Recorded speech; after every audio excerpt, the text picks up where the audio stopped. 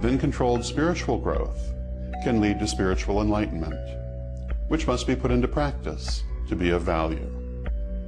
This is, of course, an oversimplification, in that it is the opposite of the alchemist's own tendency, which was to overcomplication.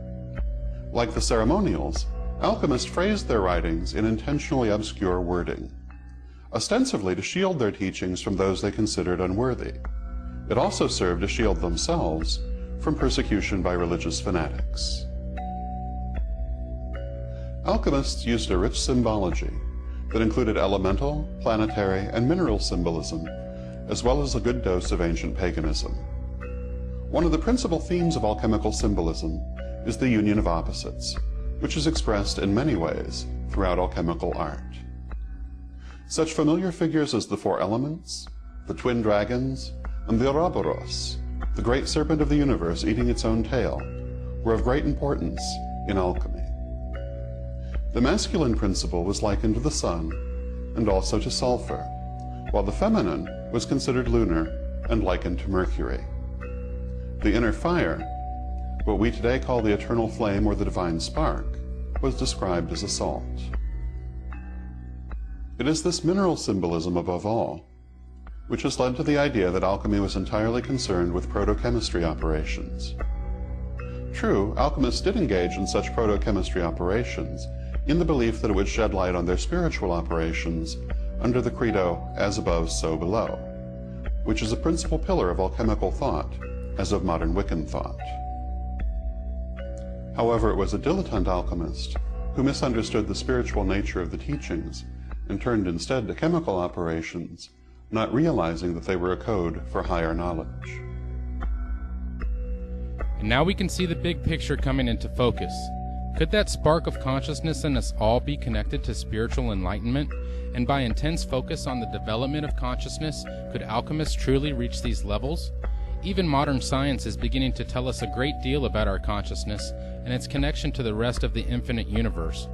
Our knowledge of the power of the human brain has seen great strides in recent years, and possible interactions with certain glands such as the pineal are continually being investigated with many successes.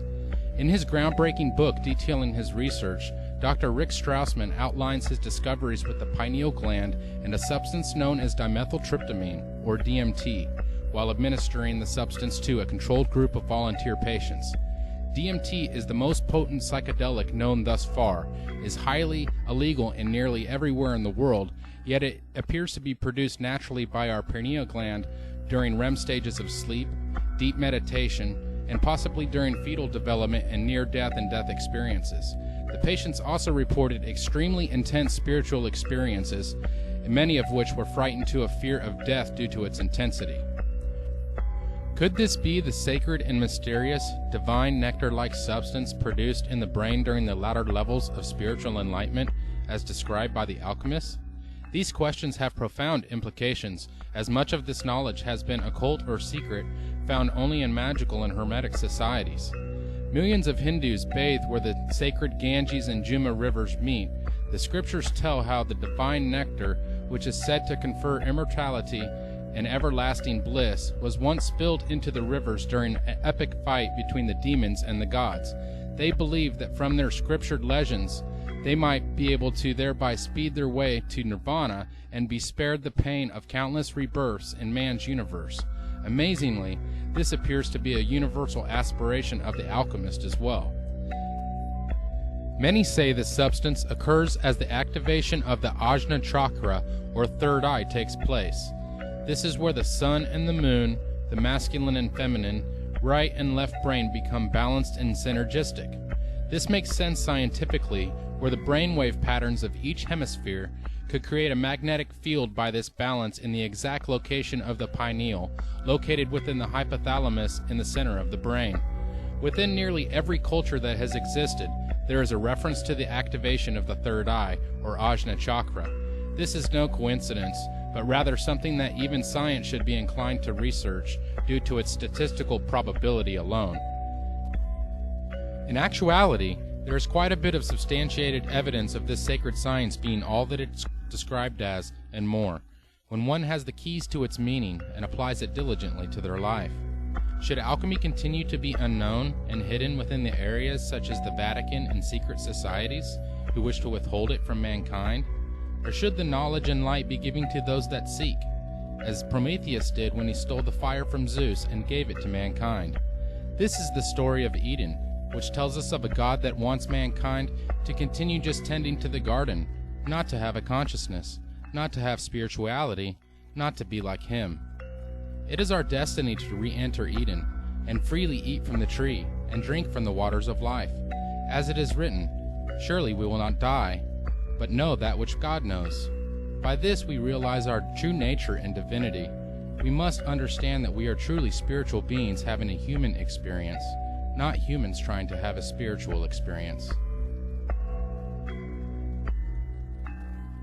It is a diligent alchemist who comes to understand the true nature of reality and become the master, the guru, the teacher in their physical, emotional, and spiritual growth, a master of their own destiny. So what happened to the spiritual aspects of alchemy when modern chemistry and physics became common knowledge of that which concerns matter, following the works of Isaac Newton? Much of the interest in psychological and spiritual aspects of alchemy were nearly forgotten in modern science until the work of Carl Jung, who revolutionized psychology by exposing the relationships between alchemy, Platonism, and modern psychology techniques. In fact, he believed much according to the credo, as above, so below, that one could be understood by